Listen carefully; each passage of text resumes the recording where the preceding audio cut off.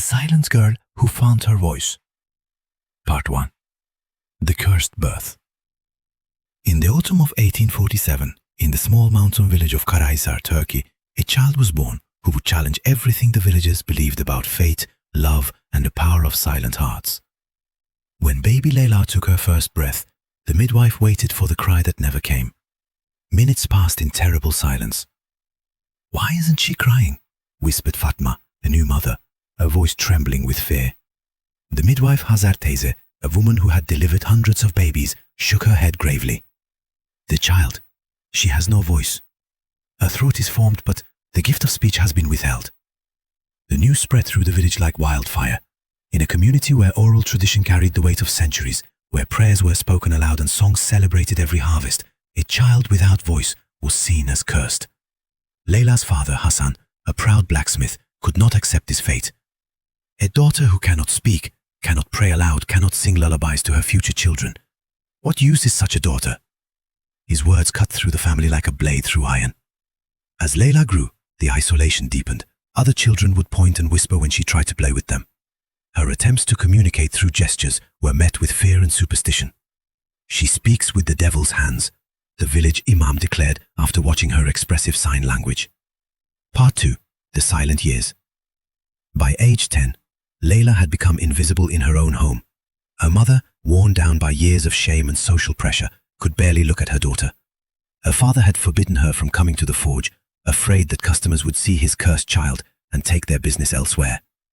But Leyla possessed something the villagers failed to recognize, an extraordinary sensitivity to the world around her.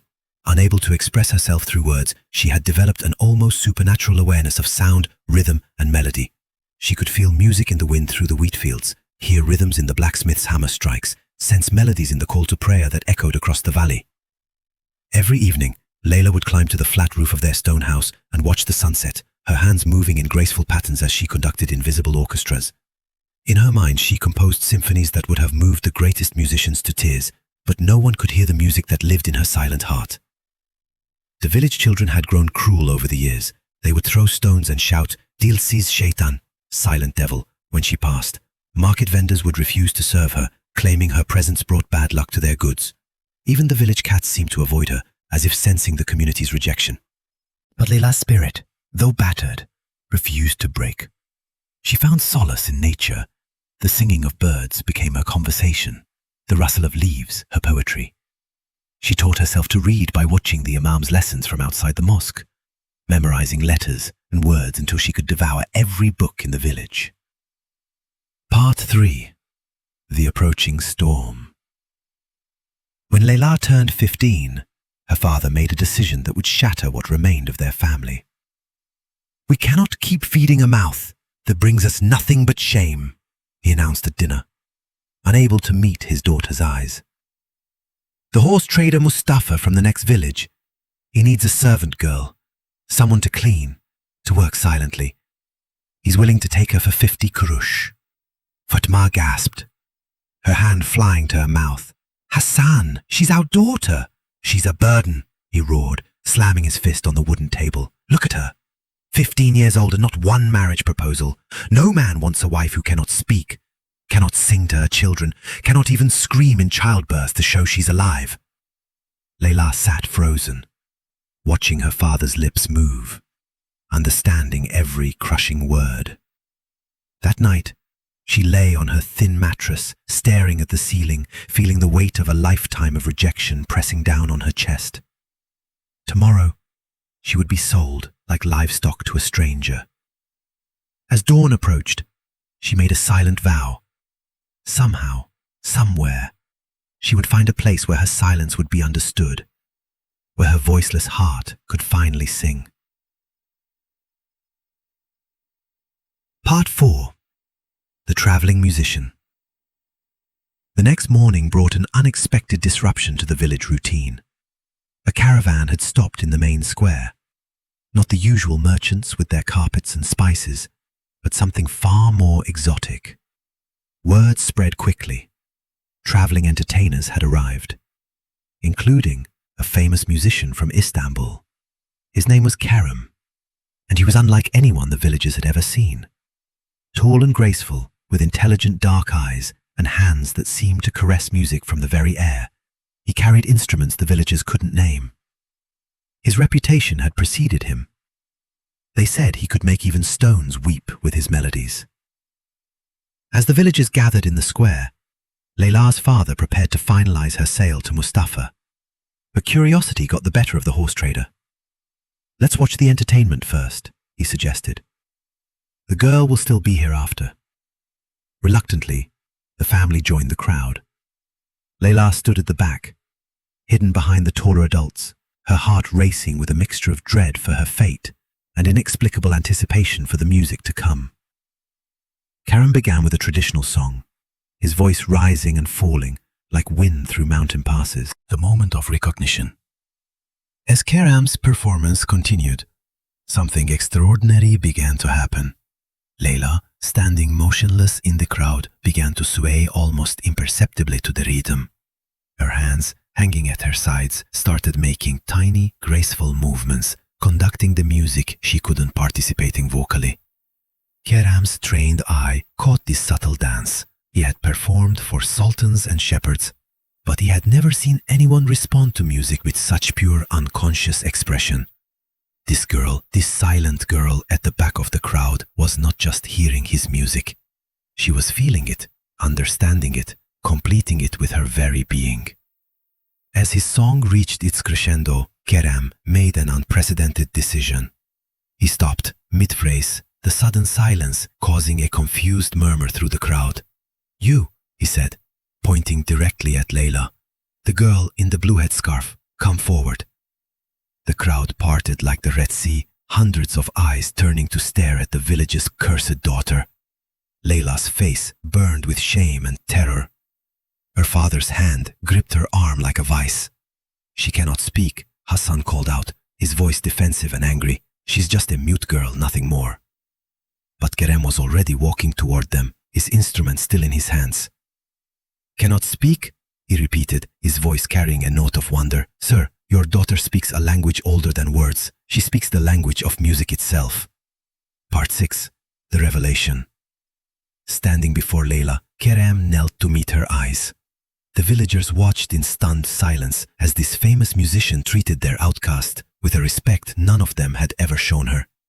"Can you hear it?" he asked softly, beginning to play a gentle melody. "Can you hear what the music wants to become?" Leyla's eyes filled with tears as she nodded. For the first time in her life, someone was asking about her inner world instead of mourning her outer limitations. Kerem began to play more complex rhythms, watching as Leyla's hands began to move in perfect synchronization. Her movements were not random, they were conducting, shaping, guiding the melody with an intuition that spoke of natural genius. "Incredible," he whispered. Then, louder, addressing the crowd. "This young woman has a gift that perhaps 1 in a million possess. She feels music not just with her ears, but with her entire soul. She may not have a voice, but she has something far rarer. She has perfect musical intuition." The villagers shifted uncomfortably. This stranger was challenging everything they believed about their cursed daughter. Part 7. The Proposition. Mustafa, the horse trader, stepped forward impatiently. "Enough of this nonsense. I have a deal to complete. The girl is sold to me." Kerem's eyes hardened. "Sold? You're selling this extra—" "I see," Kerem said quietly. Then, in a voice that carried across the entire square, "I would like to make a counter-offer. I will pay 500 kush for this young woman, not as a servant, but as my musical apprentice." The crowd gasped. 500 kurush was more money than most of them saw in 2 years. "She will travel with my troupe," Kerem continued, "learning the musical arts, developing her extraordinary gifts. She will see the great cities, the palaces, and concert halls. She will become what she was meant to be, not despite her silence, but because of the unique way she experiences music." Leyla's heart felt as if it might burst. Someone was offering her not just escape, but purpose. Not just freedom, but the chance to develop gifts she never knew she possessed. Part 8. The transformation begins. After much heated discussion and negotiation, the deal was struck. Leyla's father, faced with an offer of 10 times what he'd been promised, couldn't refuse. But more importantly, the village imam, swayed by Kerem's explanation of music as a gift from Allah, gave his blessing to the arrangement. That evening, as Leyla packed her few belongings, her mother came to her room for the first time in months. "I'm sorry," Fatma whispered, tears streaming down her face. "I was so afraid of what people would think that I forgot to see what Allah had given you. Forgive me, my daughter." Leyla embraced her mother, communicating forgiveness and love through touch in a way that words never could have achieved. Part 9. The journey.